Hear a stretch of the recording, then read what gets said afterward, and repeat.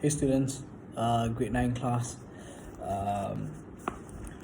So this is our first online class on WhatsApp. It's going to be quite interesting.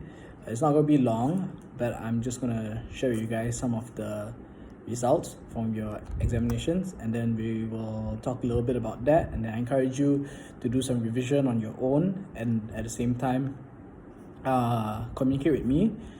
If you have any questions, I'll do my best to answer you.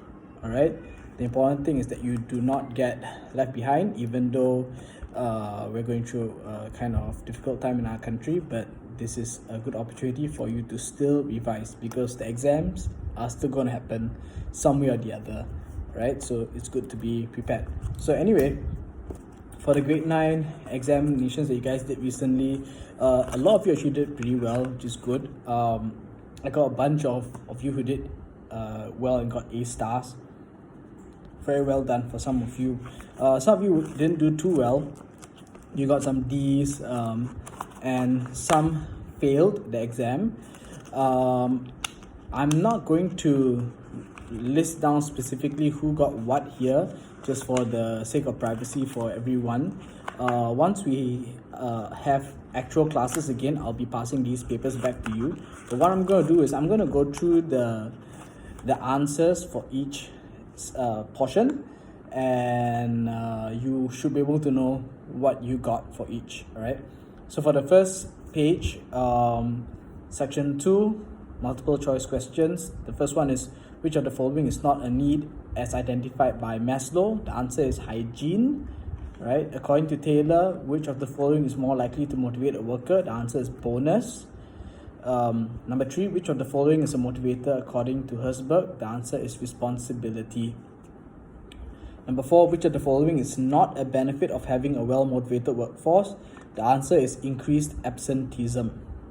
Number 5, which of the following is a financial matter of motivation? The answer is fringe benefit. Which of the following describes the number of levels in an organizational structure? The answer is hierarchy.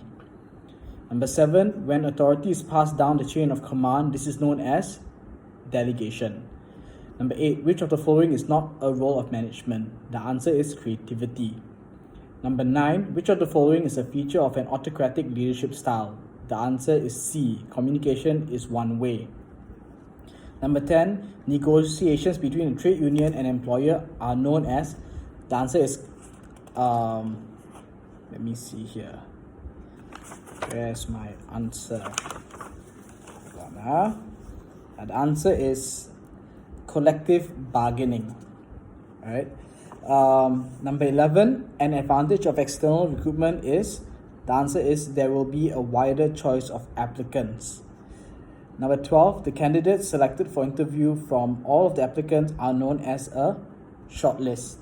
Which of the following is a disadvantage of the job training? The answer is it is more expensive than other types of training. All right.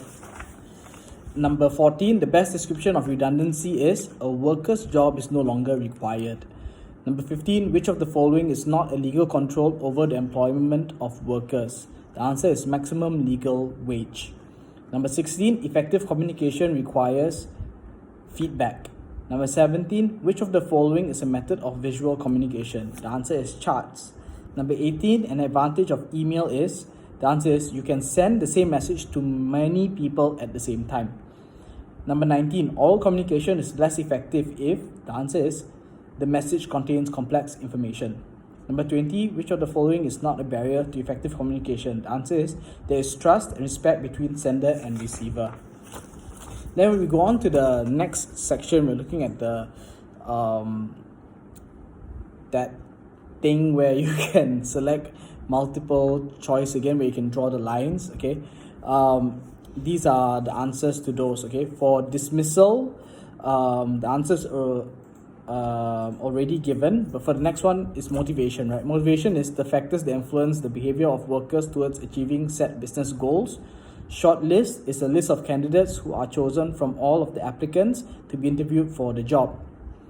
Performance-related pay is a bonus scheme used to reward staff for performing above the required standard. Feedback is the receiver's response to a message. Chain of command is the route through which authority is passed down through an organization. Job enrichment is organizing work so that workers are encouraged to use their full abilities. Resignation is termination of employment by the worker, perhaps because they have found a job with a different employer. Organizational structure is the formal internal framework of a business that shows how it is managed and organized. And then finally, job description refers to a list of key points about the job title, the key duties, responsibilities, and the accountability of the worker. Okay, next part is the chain link puzzle. Now, a lot of you actually got this right. Some of you left some blanks in between. I marked it based off your individual answers per question. I'll give you the answers for each of the questions right now. For the first one is Maslow's hierarchy of, the answer is needs. The second one is, this is the third level of the above in Maslow's hierarchy. The answer here is social. Number 3, laissez-faire is one of the styles of, the answer is leadership. Number 4, this is a function of management. The answer is planning. Number 5, this type of discrimination is illegal in most countries. This answer is gender discrimination. Number 6, a worker's made this when their job is no longer required. The answer is redundant. Number 7, this is an organization that negotiates with employers on behalf of its members. This is called a trade union. Number 8, a barrier to effective communication. Okay, this is called noise. Okay, a method of communication, electronic communication. Number 10, quality circles are an example of non-financial motivations. The answer there is circles. Number 12, the number of subordinates who report to a manager or supervisor is called the span of control. Then finally, number 12, there are a number of these in a tall organizational structure. Now, some of you wrote down layers. I gave you half the mark for layers, but the real answer here is actually levels. Okay, levels. There are multiple levels in a tall organizational structure.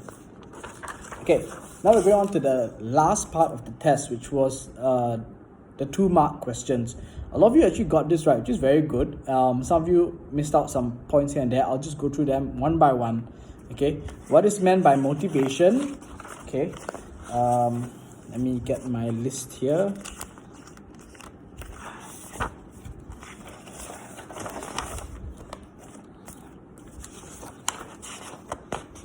Okay, so what is meant by motivation?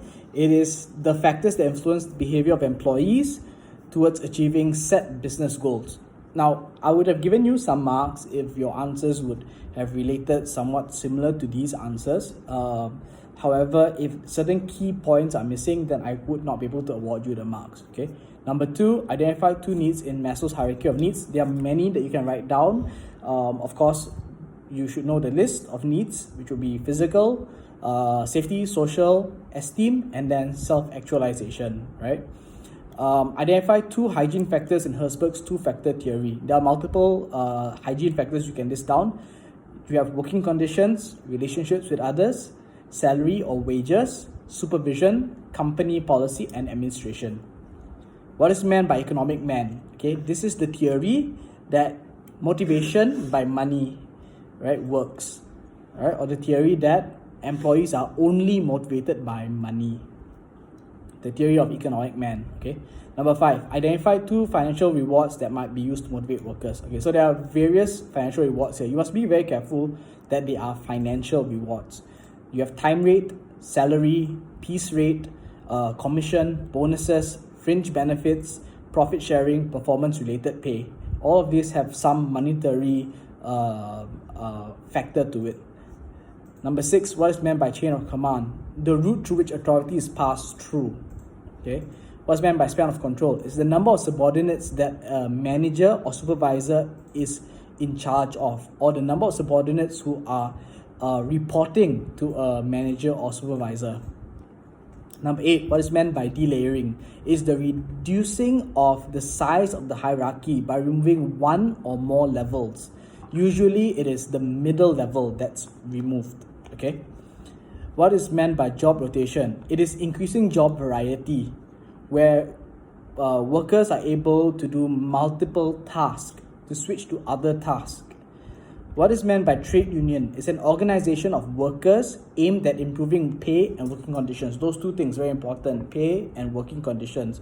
If you don't have those two items, then you lose marks. Okay. They also provide other services such as legal advice for the members. Identify two features of a job description. So we've got the job title, the duties, responsibilities, accountability, wages, and salaries. What is meant by person specification? It's a list of qualifications, skills, experience, and personal qualities looked for in a successful applicant. Identify two benefits of induction training. They quickly feel a part of the business, and it is more efficient, and it's got low cost for induction training. What is meant by person specification? A list of qualifications, skills, experience, and personal qualities looked for in a successful applicant. Two benefits of induction training. Okay. I think I already read that. Sorry. Number 14. Sorry. Two disadvantages of on-the-job training. Okay. You pick up the bad habits of the trainer. It's not up-to-date training. You can make mistakes. It slows production of the experienced worker. Number 15, identify two legal controls over employment. You've got unfair dismissal, contracts, discrimination, health and safety, and minimum wage. Identify two methods of oral communication. We have meetings and phone calls. Okay. Number 17, what's meant by electronic communication? The use of technology for the purpose of communication. It's quite straightforward. Identify two benefits of written communication.